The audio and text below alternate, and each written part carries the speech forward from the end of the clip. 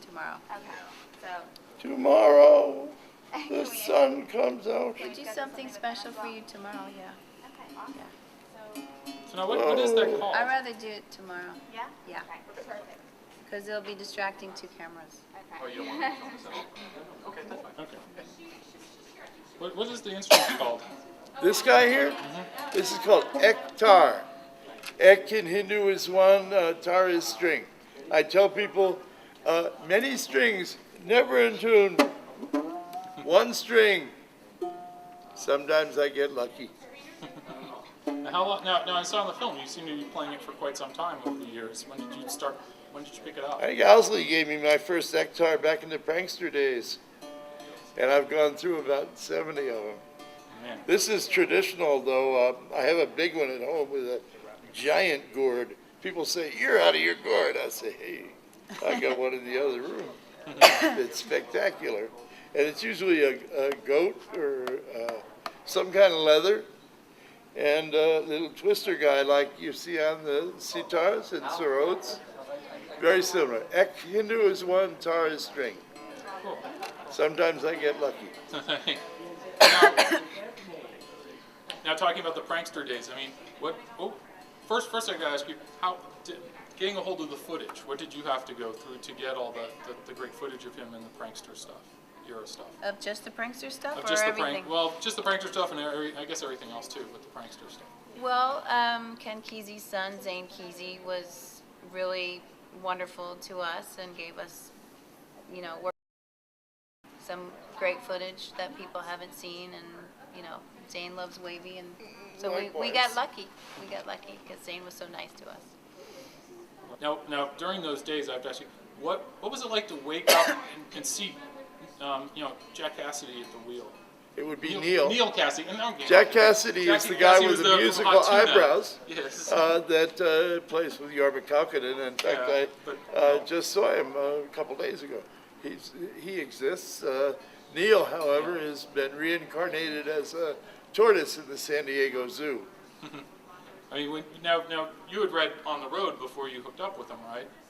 I once drank a gallon of wine with Jack Keroauc, coming out of Sagamore's cafeteria on the Lower East Side. I think I inhaled On the Road. It just glided over my eyes back when I was a teenage beatnik. And so now was it, in your mind, sometimes I'll meet people that I've read their works by, and it's almost like you step through the glass. You step through the pages, because there are these people that you admire, you've read about, and next thing you're sitting there having drinks with them and stuff.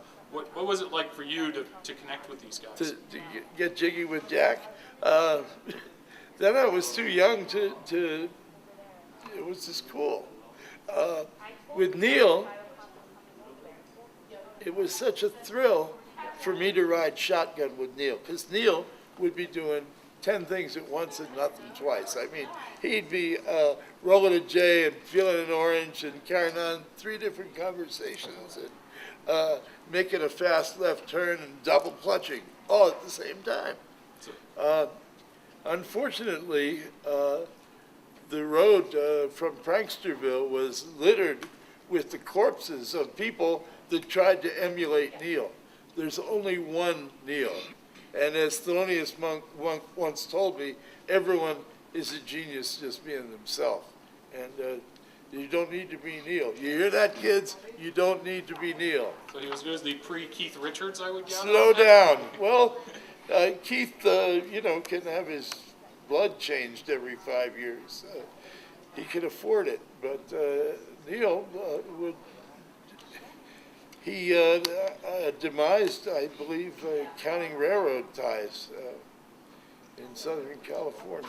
So Tom Wolfe's description of him in Electric Acid was pretty on the mark when it talked about him just being one frenzied guy who did so much. The Electric Kool-Aid Acid Test is semi-accurate. In that book, I am blamed with putting the acid in the Kool-Aid at Watts. I have little old ladies beat me with umbrellas over that. 28 people committed themselves that night. And I was the one on the microphone saying, the Kool-Aid on the right is the electric Kool-Aid. Get it, get it, get it. The Kool-Aid on the left, that's for the kids. Electric Kool-Aid, and I would go over this and go over this, but people would leave the dance floor, and we were in Watts, which was smoldering around the edges, and people would just look for something wet, and they'd slug it down, and it was several hundred micrograms a swallow. And it was a reporter for the LA Free Press named Claire Brush, who suspected it was I that did this dastardly deed. In fact, my whole falling out with Ken and Pranksterville, I came to the conclusion that you can dose yourself, but you cannot dose anybody else. It's their job to dose themselves. Always good. So we kind of had a schism there.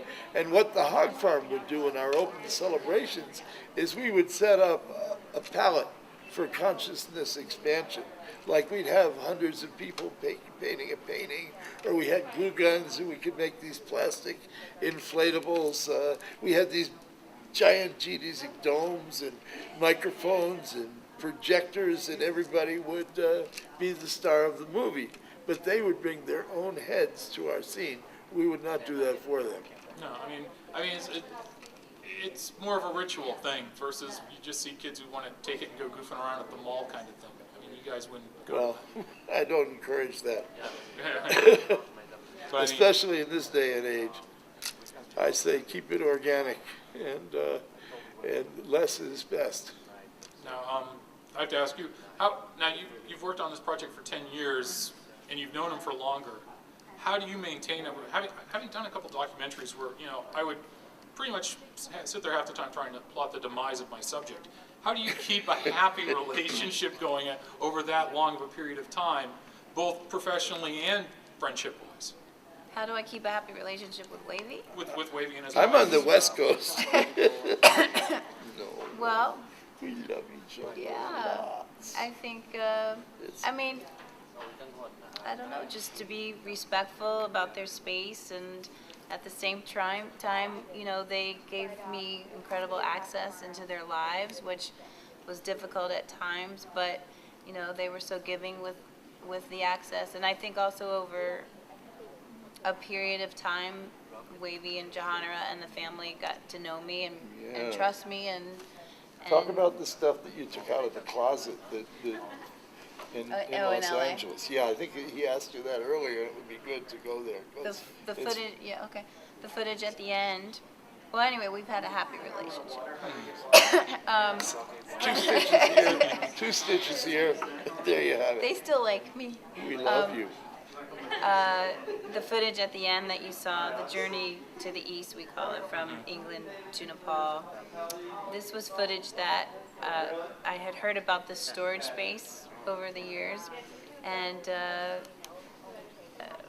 we wanted to go into the storage space in Los Angeles that the hog farm had been paying rent on since 1971, but they forgot what was in the storage space.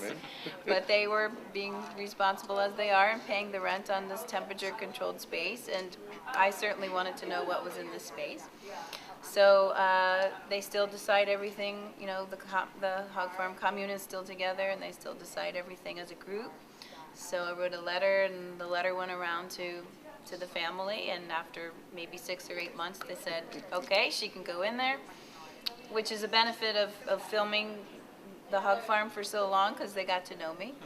And it probably wouldn't have happened if, I had just come on the scene. They would have said no to me. The benefits of doing something for 10 years. So we went into the storage space and found that golden footage of this beautiful That journey. was shot by a gentleman named Ruffin Cooper, who was on our trip, and the first openly gay guy in our situation.